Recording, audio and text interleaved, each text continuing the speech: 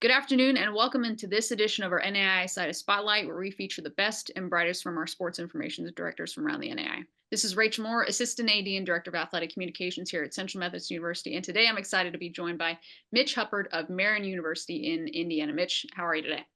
Doing great, Rachel. Thanks for having me on. Yeah, you bet. I'm fired to have you up. Just to get things started here. As an assistant AD and sports information director, just talk about kind of what drew you into the field and how you got your start. Yeah, so it's I always kind of laugh when people have asked me, sports information and why. I always knew I wanted to be involved with athletics in some way, shape, or form. Whether that's professional or collegiately, or even at the high school level. But what I say it's funny about sports information is that I got one of my advisees in college at the University of Indianapolis said, "Hey, do you like to write?" I go, "Not so much." He goes, "Well, sports information is not for you." And flash forward 4 years later, I'm an assistant SID. But I guess what kind of drew me to it, just the engagement with athletics, being around sports the entire time. And I've kind of always been like a stat guy, a kind of a stat geek. And obviously sports information, there's a lot of stats that are involved with this profession. And going from there, then it brought, increased my communication. And I love telling stories now about kids and our athletes here at Marian. And with that, Mitch, I mean, telling stories, but you kind of had a unique perspective. You've had some work, you've done some interning at the professional level and at the high school level. Talk about those experiences and how those helped you, kind of excel in this field. Yeah. So my going into my senior year of college at UIndy, I got the opportunity to go intern with the Colts, the Indianapolis Colts in the NFL, that is. But it was a really good opportunity just to kind of learn. And I was more of a marketing intern through their training camp program and some in-season marketing opportunities. So it gave me a good perspective on how events can be run, how to promote teams, not only just obviously the Colts have a brand of their own, but to promote just within smaller communities here in the state of Indiana. And always for the shoe, as they say now.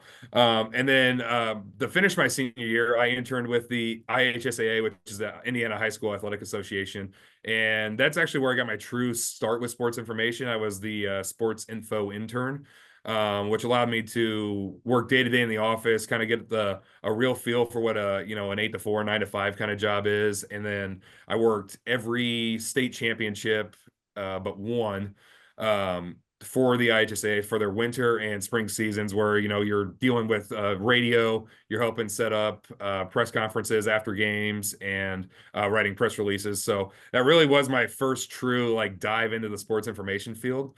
And just the perspective there gave me the thought like, hey, this is actually a really great profession. And that's kind of going back to how I got started here. Mitch, when you is Marion your first? Was that your first like full time gig? Yes, it was. It's kind of, I'm in one of those unique situations where I got a job shortly after I finished that internship with the IHSAA, and I have not left Marion since. And I've fallen in love with the place here, and it being in Indianapolis helps. It's one of my favorite cities in the greater United States, and it helps being here. For you, Mitch, you started out, you're an assistant SID, you were there 4 years, and then you transitioned into the head SID. Talk about that transition, especially, it seems to be a theme for me in some of these Zooms, but during the thick of COVID, or right before or right after March of 2020. Talk about that transition. What were some of the highs and the lows as you're moving into a full-time role? Yeah, so I was always full time here in the office as the assistant, but it just as we were having a great 2019 season. I don't know how many people in the NAIA remember, but we played 3 national semifinal games within 24 hours of each other between our women's soccer, volleyball, and football teams, which was just crazy coverage for me and my former boss, Zach Wadley. But in the spring of 2020, kind of like you mentioned, that's he decided to step away from the role as his wife was they were getting ready to expect their first child, and he wanted to step away from the role to become, be a true full-time father, which I gave him mad respect. But at the same time, I was walking into, oh, this is going to be a fun spring, dealing March, April, and May. And as most SIDs know, that end of crossover season with basketball and going into baseball, softball, track, lacrosse, and any other sport that tennis that goes on, golf in the spring. it can be kind of tricky. But thankfully, kind of for me, COVID shut everything down, which was kind of a blessing in disguise. It allowed me to kind of get my bearings underneath me and finish out the spring, do all the maintenance that you have to do in the spring to kind of promote your team still. But then it gave me a good perspective into the summer on how to set my office, set my role at Marian, and how I wanted to kind of take the approach with the office. And it was, it gave me a good perspective on how to transition into this. And, I was thankful to lean on my old boss, Zach, to kind of give me guidance, especially, how to handle, running the show. And thankfully I had 4 years watching him kind of lead the ship.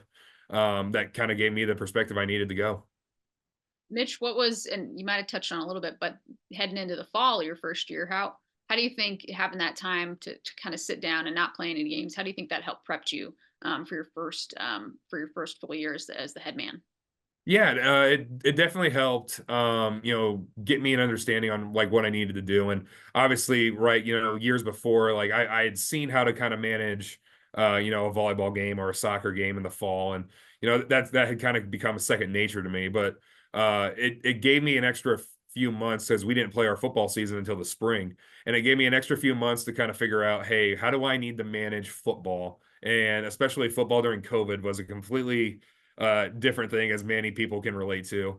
I think the Fighting Florida Conference were the only ones that really played in the fall that year. So it was kind of it was very unique to kind of prepare myself, but it gave me the chance to make sure, hey, I've got all the staff that I need. I've got my I've got the students hired. I've got the, my full-time, or not full-time, but my adult crew that comes in and manages our scores table, and everyone, just making sure to keep the relationship strong. It gave me that extra, couple months there to kind of really make sure that we were ready to go. As I say, you and I think, are in a similar boat. I came here to CMU in August of 2020, so I came right in the thick of it. But we had some time to kind of sit back and kind of prep a little bit, which was good. Mitch, Yes, it was. my first impression of you, or the first time I remember seeing you, was that I don't know if you remember this. It was in the spring of 2019. We were playing you. Was when I was a GA at Baker. We were down in Springfield playing in the opening round of the softball. Right. Yeah. Yeah. I see this guy walking around with this camera, and like I was like, "See a news reporter? Like, who is this?" And I finally figured out who you were.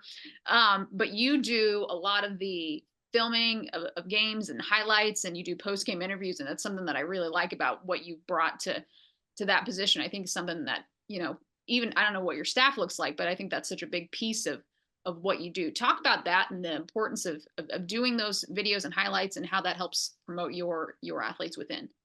Yeah, it's always great. I know, growing up, I always look forward to watching Sports Center and highlights on TV. And I kind of have that unique perspective from a TV angle, that my uncle was a sports producer and sports director for a local TV station in near my hometown for, gosh, 25 years or so, before he kind of changed professions and roles.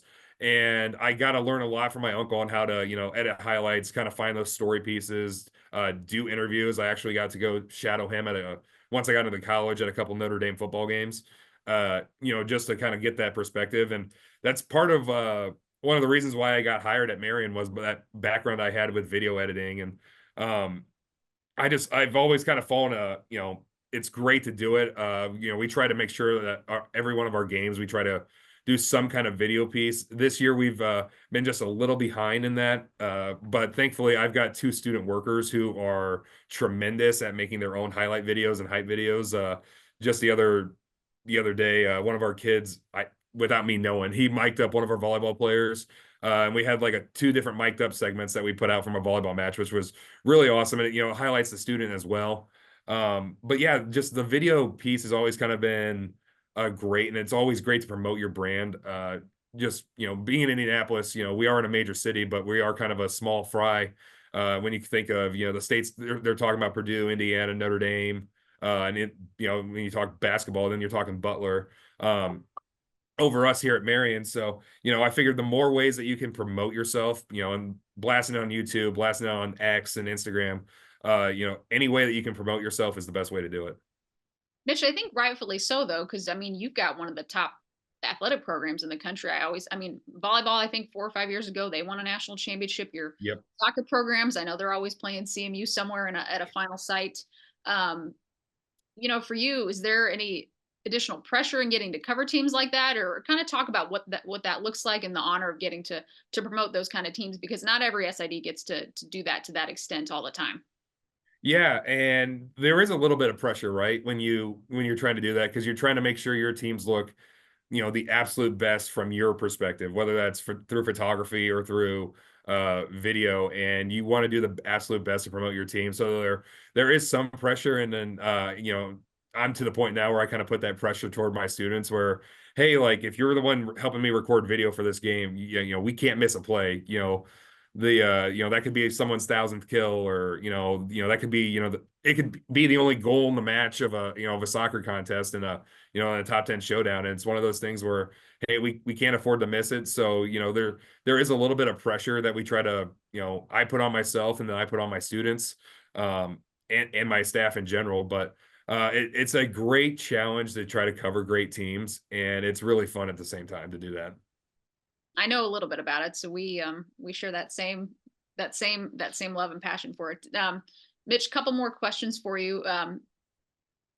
With all these teams and successes, I know you've probably got some favorite moments or memories. If there's just a couple that you can pick out in your time at Marian, what are some that really stand out to you? Yeah, there's been a lot of highs and lows. I kind of mentioned earlier, we 2019, it's one that stands out to me tremendously is 2019. It was December 7th and December 6th. So I'm in Sioux City, Iowa with our volleyball team. My boss Zach was with our women's soccer team in Orange City, Alabama, at the national tournament. And we were hosting a football national semifinal that weekend. Neither one of us were here for it.